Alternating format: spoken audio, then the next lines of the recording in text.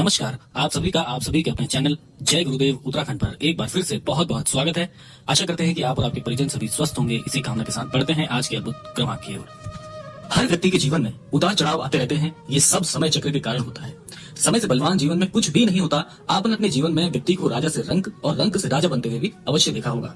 आपने देखा होगा कि जब आपके जीवन में बड़ा बदलाव होने वाला होता है तो ईश्वर के द्वारा आपको कुछ ना कुछ ऐसे सकारात्मक संकेत ईश्वर से प्राप्त होते हैं, इस सृष्टि से प्राप्त होते हैं, आपके गुरुजनों से प्राप्त होते हैं, जो कि सीधा सीधा इस ओर इशारा करते हैं कि आपका जीवन अब बदलने वाला है। इन संकेतों के प्राप्त होने का मतलब ही यह है कि आपका जीवन अब पहले जैसा नहीं रहेगा। बहुत ही अद्भुत परिवर्तन जीवन में आने वाला है। तो आज हम आपके लिए ऐसे ही 9 संकेत लेके आए हैं। अगर ये 9 संकेत आपको अनुभव हो रहे हैं, थोड़ा सा रुक जाइएगा जीवन में और इन संकेतों को पहचान कर अपने जीवन का, अपने भविष्य का निराकरण करना प्रारंभ कर लीजिएगा। तो आइए बढ़ते हैं इन संकेतों की ओर। एक भी संकेत इनमें से आप छोड़िएगा मत, क्योंकि हर संकेत आपके लिए बहुत महत्वपूर्ण होने वाला है। तो आइए बढ़ते हैं इसी क्रम में संकेतों के श्रृंखला की ओर।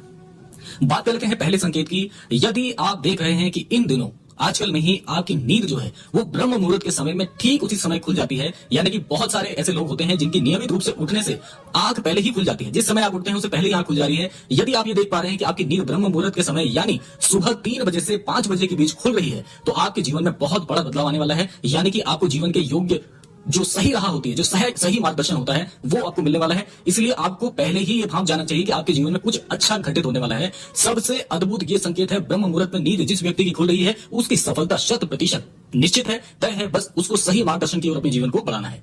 बात करते हैं अगले संकेत की।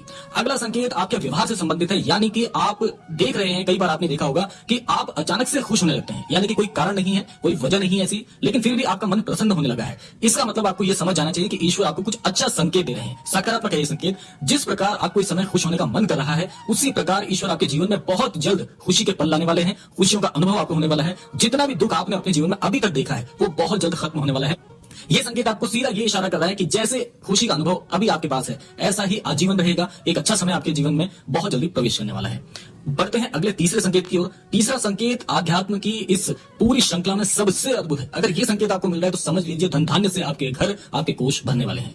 अगर आपके घर में प्रतिदिन गौ माता का आगमन हो रहा है या आपसे भोजन के लिए गुहार करती है, तो यह बहुत ही शुभ संकेत है। अगर घर में पशु पक्षी आपके घोंसला बना रहे हैं, नियमित रूप से आ रहे हैं, तो ये बहुत बहुत अद्भुत संकेत होता है। इसके अलावा इसी में एक चीज मैं आपको बताना चाहूंगा कि अगर पक्षियों की चहचहाट आपके घर के आसपास दिन प्रतिदिन बढ़ती जा रही है, तो ये संकेत भी जीवन में बहुत जल्द आपको सकारात्मक बदलाव को लेकर आने वाला है। क्योंकि पशु पक्षी जो होते हैं, इनको आपके जीवन से या आपके जीवन में आने वाले बड़े परिवर्तन का आभास पहले ही हो जाता है। इसीलिए आपको इस ओर इशारा करते हैं कि आप परेशान मत हो, जीवन बहुत शीघ्र बदलने वाला है। ये था तीसरा संकेत। बढ़ते हैं चौथे संकेत की ओर। चौथा संकेत बहुत बहुत भाग्यशाली है।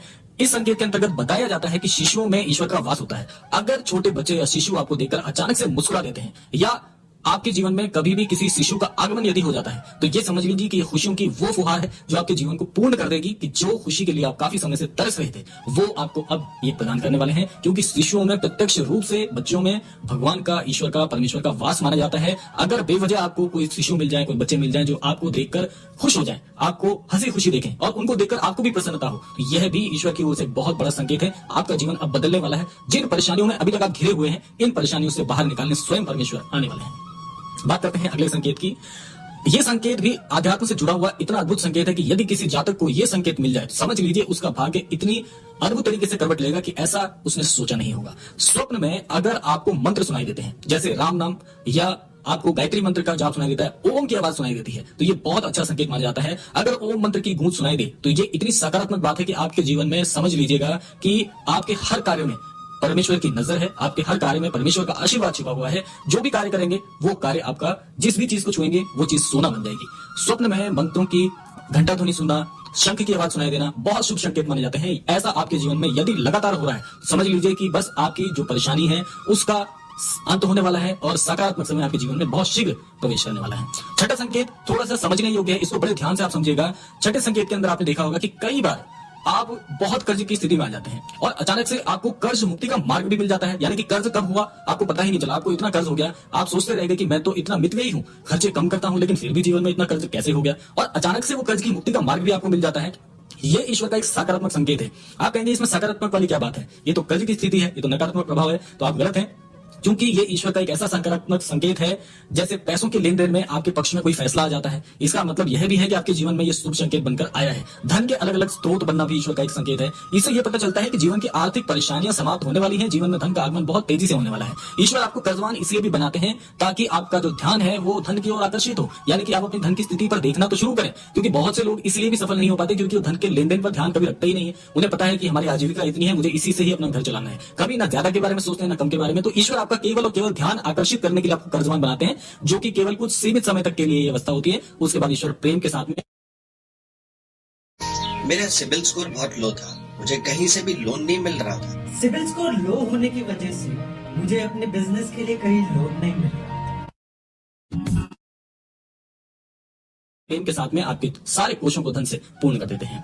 अब चलते हैं सातवें संकेत की ओर। सातवां संकेत क्या है, ये भी आप बड़े ध्यान से समझिएगा। सातवां संकेत जो होता है वो अंगों के माध्यम से, आपके अंग प्रत्यंगों के माध्यम से ईश्वर आपको सांकेतिक भाषा में समझाना चाहते हैं, यानी कि अंग फड़कना जिसे कहा जाता है। पुरुषों में दायां अंग फड़कना बड़ा ही शुभ माना जाता है, चाहे वो दाई आंख हो, दायां हाथ हो। इससे यह संकेत प्राप्त होता है कि आपके बल में वृद्धि होने वाली है। इसके विपरीत यदि महिलाएं हैं तो महिलाओं में अगर बायां अंग फड़कता है तो ये एक इतना अच्छा संकेत है, यानी महिलाओं में बाएं अंग का फड़कना इतना अद्भुत संकेत माना जाता है कि आपके जीवन में जो भी परेशानी चल रही होती है, किसी भी स्थिति से आप परेशान चल रहे होते हैं, तो उसके लिए, उसके निवारण के लिए ईश्वर आपको इस प्रकार से सांकेतिक भाषा में समझाने का प्रयास करते हैं कि घबराने की आवश्यकता नहीं है। परमेश्वर आपके जीवन में स्वयं ही अवतरित होने वाले हैं और आपके सारे कष्टों को बड़ी आसानी से हरने वाले हैं। तो ये हो गए 7 संकेत। बढ़ते हैं 8वें संकेत की ओर। अब देखिए 8वां संकेत जो है ये आपकी पूजा विधि विधान से संबंधित है। इस संकेत में क्या होता है कि आपने कई बार ऐसा अनुभव किया होगा कि जब भी आप पूरे मन से प्रभु के सामने बैठकर उनकी पूजा अर्चना करते हैं तो उस समय आपकी आंखों में अचानक से आंसू आ जाते हैं, आपको रोने का मन करता है। ये एक ऐसा संकेत है जो कि सीधा सीधा इस ओर आपको आपका ध्यान आकर्षित करने के लिए संकेत आपको दे रहा है कि आपको घबराने की आवश्यकता नहीं है। जिस प्रकार से अभी आपकी आंखों में आंसू है, ईश्वर आपको यह समझाते हैं कि ये सारे कष्ट मैं आपके बहुत शीघ्र हरने वाला हूं।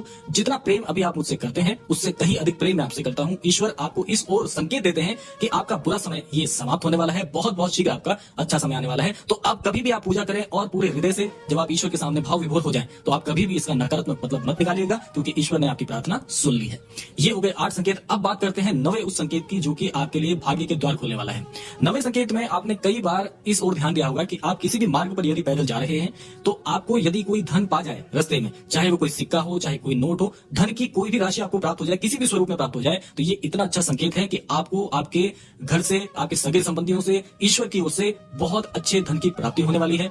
और ये एक संकेत आपको और भी देता है, ज्यादातर ये उन लोगों के साथ होता है जो लोग कर्ज की स्थिति में काफी लंबे समय से परेशान चल रहे हैं, जिनके ऊपर इतना कर्ज हो गया, काफी लंबे समय से उस कर्ज से मुक्ति चाहते हैं और अचानक आपको धन की कहीं से प्राप्ति हो जाए, आपको धन पा जाए मार्ग में चलते हुए। तो ये संकेत है कि ईश्वर आपकी उस ऋण से आपको ऋण मुक्ति आपको दिलाने वाले हैं। और यदि आप किसी प्रकार से धन की परेशानी में जूझ रहे हैं तो आपको धन की प्राप्ति बहुत शीघ्र होने वाली है। नौकरी पेशा लोग जो अपने जीवन में काफी समय से अपनी पदोन्नति के लिए प्रतीक्षा कर रहे हैं, आपको पदोन्नति इस संकेत के द्वारा प्राप्त होती है। विद्यार्थी जनों के साथ यदि मार्ग में चलते हुए उनको धन पा जाए तो उसका आशय है कि यदि वो किसी परीक्षा की तैयारी कर रहे हैं या किसी बड़ी परीक्षा में प्रवेश लेना चाह रहे हैं या किसी कॉलेज आदि में अपने लिए प्रवेश के बारे में सोच रहे हैं, तो सकारात्मक स्वप्न है, उनकी हर इच्छा पूरी होने वाली है। ये इस ओर आपको इशारा करता है। तो ये थे आज के वो 9 संकेत। यदि आजकल में ही अगर आप ये संकेत अपने जीवन में अनुभव कर रहे हैं तो इन संकेतों के द्वारा सावधान हो जाइए। आपके जीवन का बुरा समय, बुरा दौर गुजरने वाला है। ईश्वर ने आपकी फरियाद सुन ली है और बहुत शीघ्र ईश्वर के द्वारा आपको आशीष मिलने वाला है। आपकी हर मनोकामना ईश्वर पूरी करने वाले हैं, ये इस ओर इंगित करता है। तो यह था आज का अद्भुत क्रमांक। आशा करते हैं आज के क्रमांक से आप निश्चित तौर पर कुछ सीख पाए होंगे। इसी कामना के साथ विदा लेने का समय भी आ गया है। विदा लेने से पूर्व समय है प्रार्थना का। यही प्रार्थना मैं करना चाहूंगा कि श्री महाराज जी सभी को सन्मति प्रदान करें, सभी को सद्बुद्धि प्रदान करें, इस संपूर्ण सृष्टि का, इस संपूर्ण लोक का कल्याण हो। इसी कामना के साथ विदा लेते हैं। मिलते हैं अगले क्रमांक में, तब तक